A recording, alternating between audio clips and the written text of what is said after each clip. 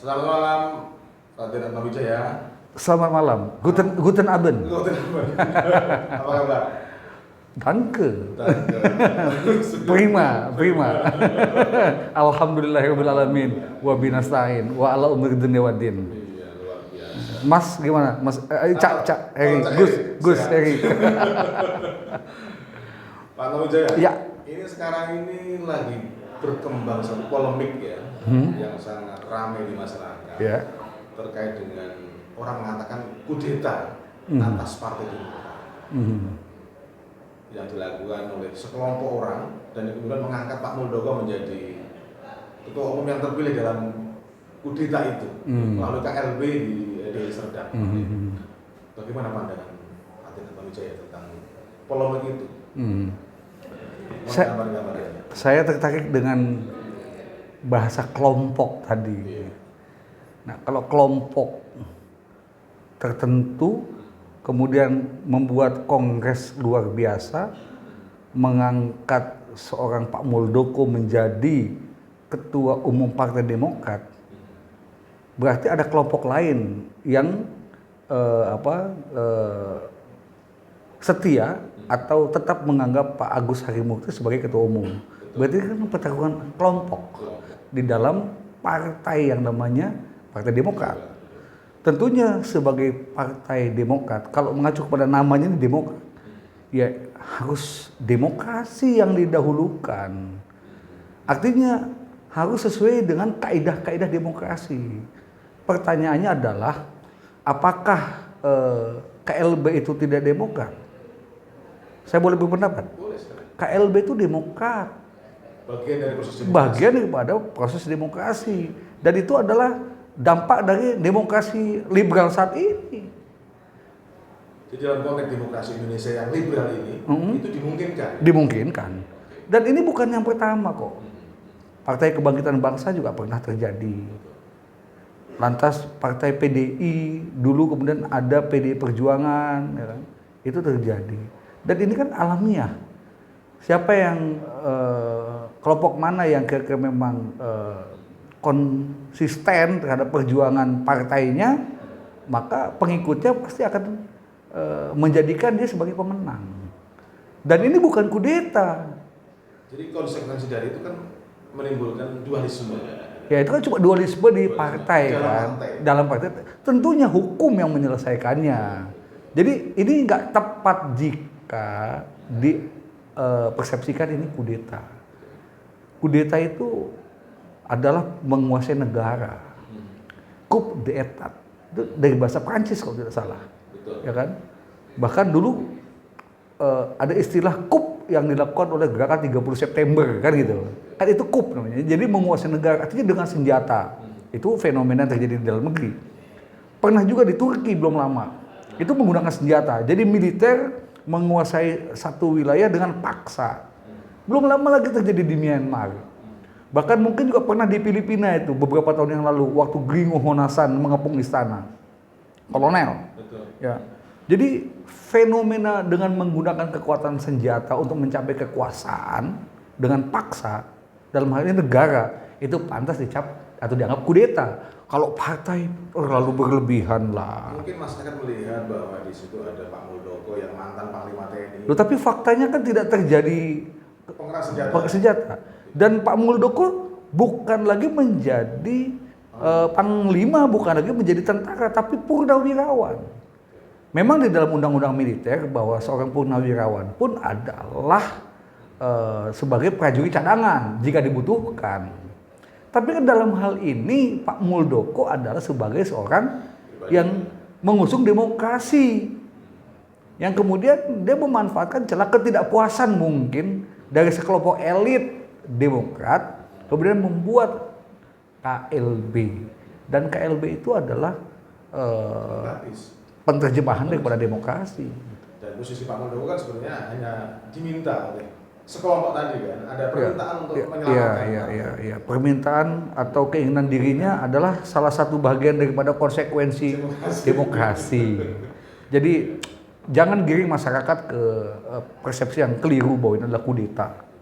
Apa saran Pak Raden Atmawijaya terhadap pemerintah misalnya, bagaimana menanggapi situasi ini? Pemerintah netral saja. Ketika ada kelompok yang tidak puas terhadap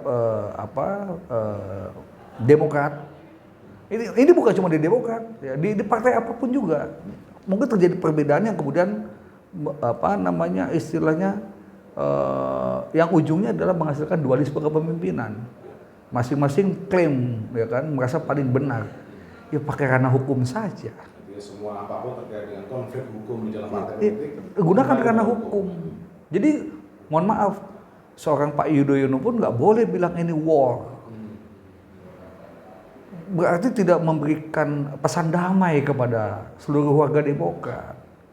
Sampaikan saja bahwa telah terjadi KLB yang dilakukan oleh sekelompok Demokrat yang tidak puas terhadap kepemimpinan Agus Harimurti, ya, dan mereka membuat satu KLB dan menentukan ketum Pak Muldoko. Nggak puas, masukkan ke pengadilan. Makanya prinsip bernegara semestinya menggunakan konsep Rechtsstaat atau negara hukum. Itu kira-kira yang memang kita harus sampaikan kepada masyarakat. Saya mendengar organisasi Raden Wijaya Jari Ibu juga banyak berbicara tentang pentingnya Rechtsstaat. Itu menjadi misi Jalan Resolusi Indonesia Baru. Karena konsep Rechtsstaat itu sudah dari zaman bahulanya itu. Bahkan Bung Karno pun juga lebih kepada Rechtsstaat, negara hukum. Pak Harto juga Rechtsstaat. Ya, ketika mungkin orang mempersepsikan itu Machtstaat, itu kan kepentingan politik tertentu yang menuduh. Sama dengan Rasulullah pun juga dulu Medinatul Munawwarah itu adalah Rechtsstaat. Artinya adalah masyarakat yang taat aturan. Kalau nggak taat aturan kan terkena hukuman. Jadi Rechtsstaat ini bukan baru-baru saja.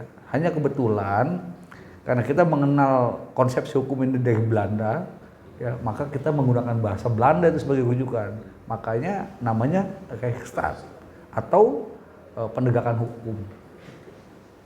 Jadi ini fungsinya pengadilan lah yang menentukan mana yang pantas menjadi ketua umum Demokrat, mana yang tidak. Tetapi jika beliau bisa islah, ya. Siapa yang bisa mengislahkan mereka berdua?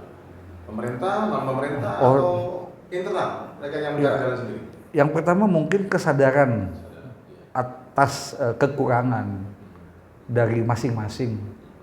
Kalau kita bicara lebih terus, manusia ya jadi sombong. Justru Demokrat mestinya melakukan kajian introspeksi agar bisa masing-masing kepentingan terakomodasi untuk perjuangan Partai Demokrat itu sendiri. Jadi islah itu, musyawarah itu lebih utama. Karena kalau nggak musyawarah, jangan menyebut dirinya Demokrat. Lawang Demokrat itulah demokrasi itu di dalam sila keempat disebutkan apa? Kerakyatan yang dipimpin oleh hikmah berdasarkan permusyawaratan. Ya musyawarah. Oke. Jangan mengklaim dirinya Demokrat, bahkan paling Demokrat kalau nggak mau bermusyawarah. Kalau masih engkel-engkelan kekuatan. Oh iya, apalagi dengan kata war. War itu bukan Demokrat. Kalau mengacu kepada konsep Pancasila, ya kan? War itu miliknya tentara. Ini Raden Wijaya, elit kita sekarang yang cenderung mengabaikan pendidikan politik bagi rakyat, ya. Dengan mengumandangkan war misalnya dalam politik, itu juga pendidikan kurang baik bagi pendidikan politik. Ya, itu kemunduran dalam politik demokrasi gitu kan. Kemunduran buat saya itu ya menyalahi tujuan demokrasi. Justru adanya demokrasi itu agar tidak terjadi war. Jadilah musyawarah. Ya, nggak selesai di persoalan permusyawaratan, musyawarah, ya kan bisa itu dengan pengadilan. Di situ ada hakim yang netral, ada Mahkamah Agung. Saya pikir dengan penegakan hukum itu lebih menjadi way out untuk orang yang bertikai, orang yang berkonflik. Jadi pesan saya cuma satu, konflik itu lumrah terjadi di mana-mana.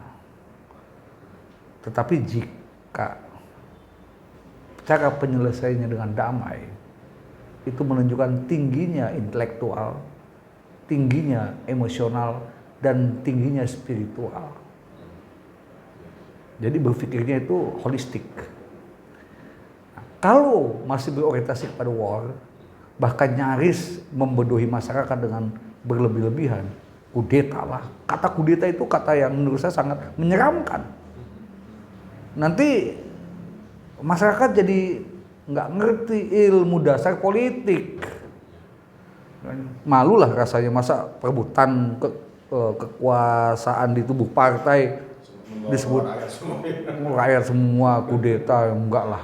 Kalau kudeta itu tuh kayak Turki, itu kudeta militer menguasai. Kemudian seperti tadi Myanmar, ya kan. Juga Pak Gring Honasan kawan saya itu di Filipina pernah melakukan itu kudeta. Tapi sekarang pun kayak Pak Gring Honasan, setelah dia melakukan kudeta, dia masuk hukuman militer, kemudian dia selesai, dia kembali lagi ke demokrasi. Itu ujungnya juga damai-damai juga. Jadi sama-sama. Jadi mari kita berikan pengajaran kepada rakyat Indonesia agar rakyat Indonesia mengerti tentang arti, makna, dan tujuan demokrasi. Tujuan demokrasi itu adalah untuk katakan stop terhadap perang, stop terhadap seluruh penyelewengan. Ya. Oke. Oke. Sama-sama.